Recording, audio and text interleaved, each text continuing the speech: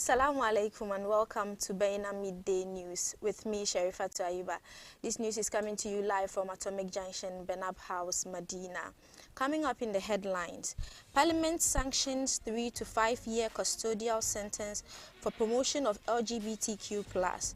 Former headmaster in custody over 72,759 Ghana cedis on earned salary.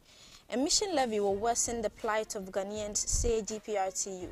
This and more coming up shortly.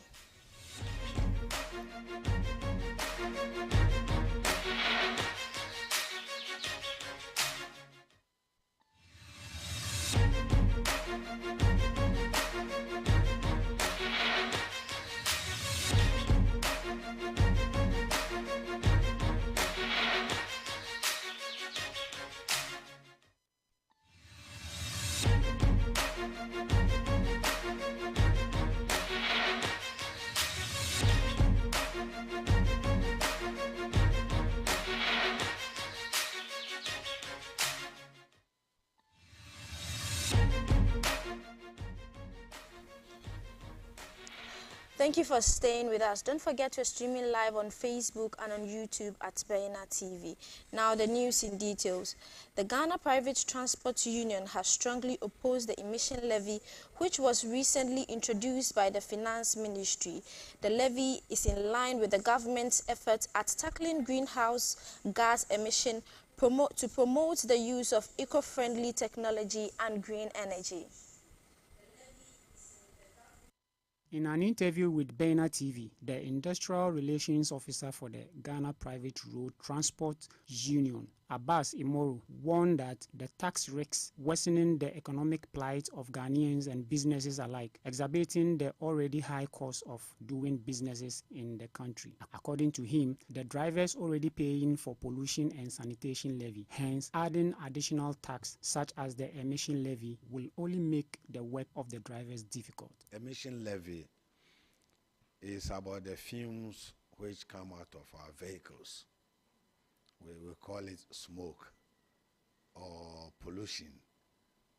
That simply, it's all about the emission which comes out of our vehicle. It's not going to help. It's going to create hardship to the drivers. There's no way this levy will help any driver. Maybe you hear certain things about this emission levy when it cropped up. All we are saying as professional drivers is that we are already paying for this emission or pollution. It's the same thing. It's the language or the pronunciation of the tonation that has changed. We said it's going to be 2 different taxes on one item. We are already paying 10 pesos on sanitation and pollution levy in any fuel at all that we buy, be it petrol or diesel. We pay 10 pesos on a liter we buy in the name of sanitation and pollution levy.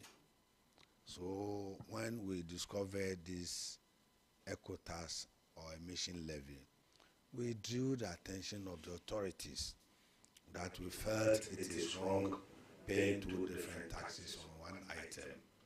We already pay on the fuel, so they should withdraw the eco-tax. They went ahead without trying to accept that anomaly that we've discovered. We wrote to Parliament. In fact, the letter was directed to the Speaker. And in the budget, we discovered another thing, that taxes are going to be raised up on VAT. VAT is going to be raised up on certain items. And they did make mention of automobiles in addition.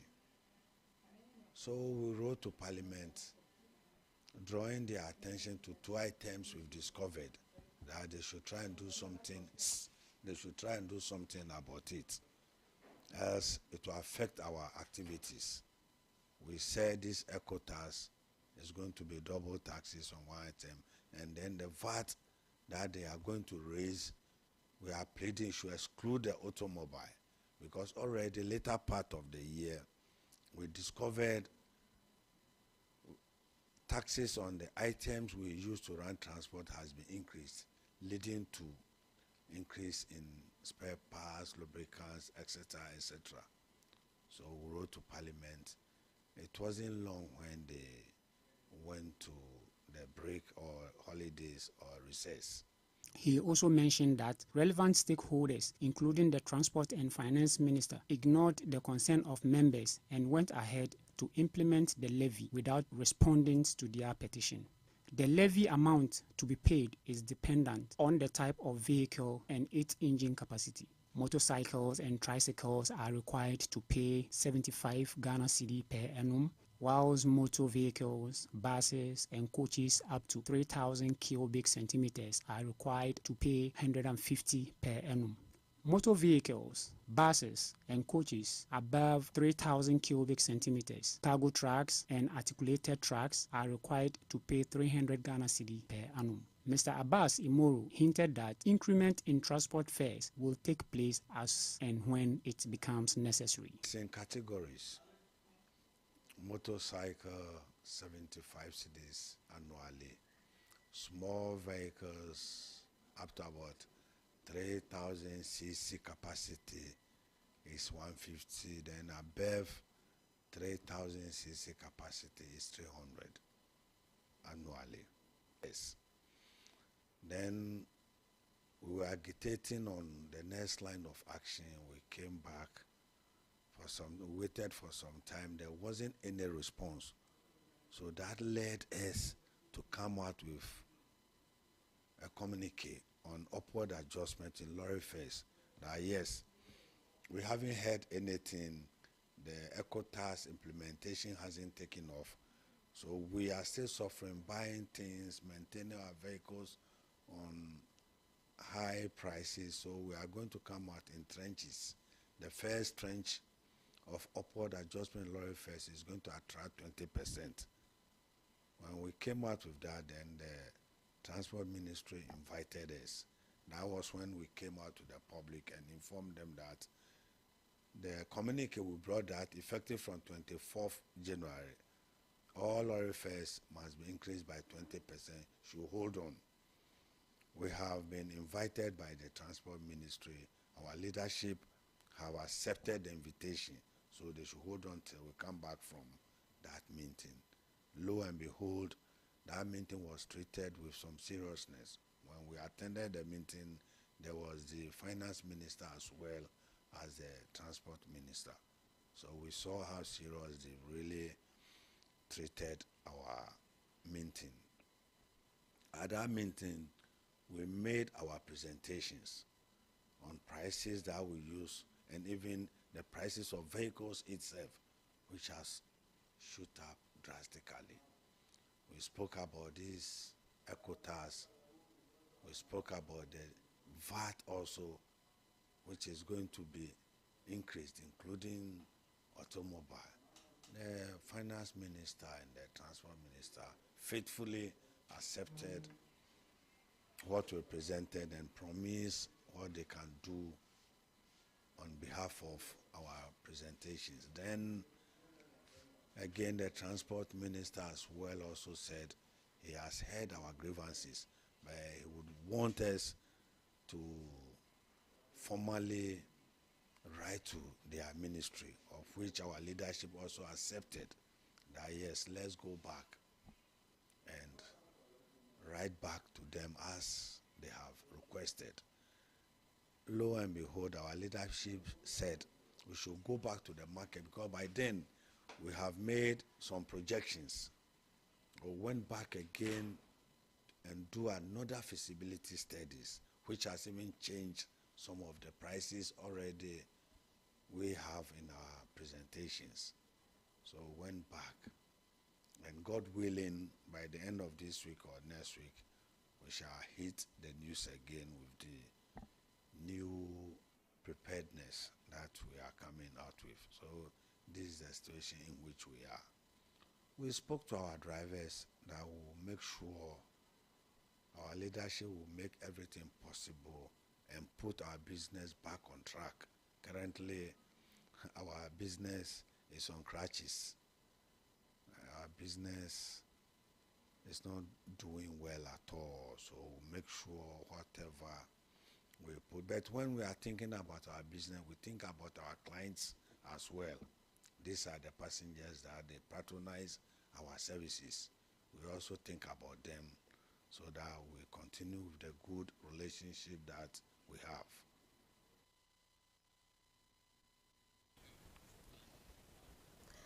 An economist, Professor John Gachi, says the flag bearer of the new Patriotic Party, Dr. Mahmoud Bawumia, will not be able to scrap the taxes on electronic financial transaction, also known as the e-levy, as he proposed if he is elected as the President of Ghana. Dr. Mahmoud Bawumia pledged to establish the e-levy and 4 other taxes to encourage the population to use electronic channels for payment.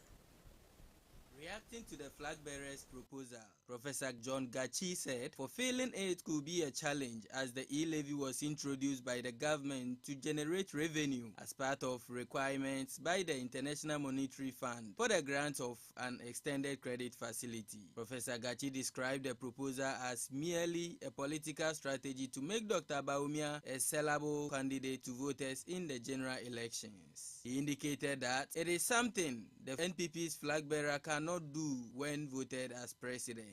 He added that he believes that all these discussions are going to be centered on 2025 and it is just a political strategy to make Bawumia look good for the election because you have already created a revenue stream for this government and the IMF program will not end in 2025.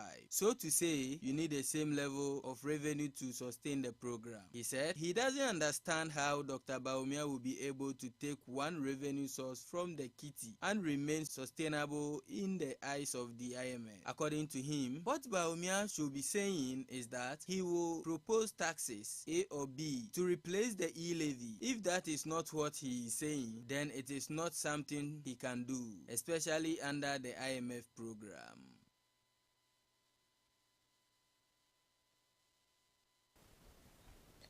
Meanwhile, former headmaster of Ahamso L.A. Erishad Primary School in the Oti region, Patrick Wisdom Krampa, was arrested last Monday by the Jasikan police and placed in custody for allegedly racking in 72,759.32 Ghana cedis in unearned salaries.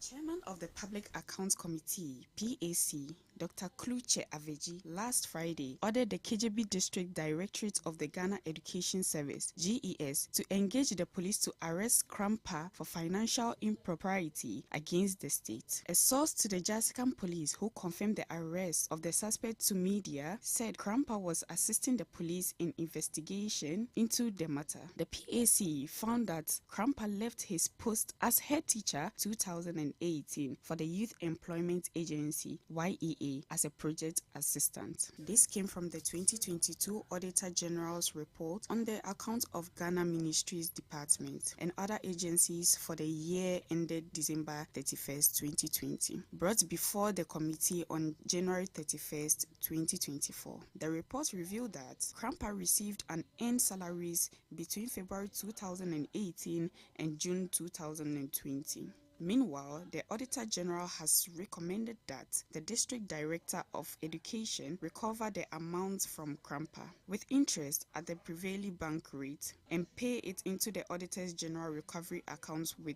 the Bank of Ghana. In default, the amount should be recovered from the District Director and validated. Dr. Aveji made it clear that Krampa's conduct contravened the Public Financial Management Regulations. It has been reported that Ghana's parliament has recently approved a new bill that imposes severe punishment for individuals promoting or engaging in LGBTQ+ activities in the country. According to the bill, those found guilty of willfully promoting or supporting such activities will face a minimum sentence of 3 years and a maximum of 5 years in prison. Individuals caught engaging in such activities will be sentenced to a minimum of 6 months and a maximum of 3 years. During the parliamentary debate on the amendment of the bill, MP for Ningo Pram, Sam Nati George, clarified that the main concern of the public is the advocacy and promotion of such activities rather than individuals' private behavior. He further added that the penalty for those promoting, sponsoring, or supporting such agendas is higher than those who engage in such activities themselves.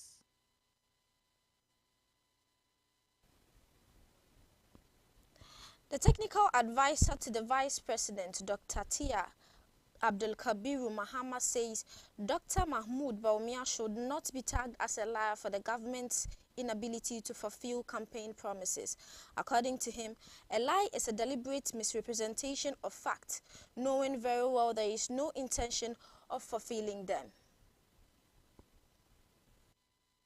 Dr. Mohammed said most of the promises made by the Vice President in the build-up to the 2016 elections have been fulfilled, except for a few. Building on this, he challenged the individuals to point out a lie the Vice President told Ghanaians. The Vice President's advisor said Ghanaians should rather ask questions about why certain promises have not seen the light of day rather than jumping to conclusions and labeling the honest leader as a liar. He stressed that a promise not fulfilled does not make it a lie. The New Patriotic Party flag bearer on February 8 addressed Ghanaians on his vision for the nation and asked to be given the political mandate in the December 2024 elections. Among several promises, Dr. Bawumia said he would make national service optional and no longer mandatory, abolish the electronic transactions levy, and a host of others.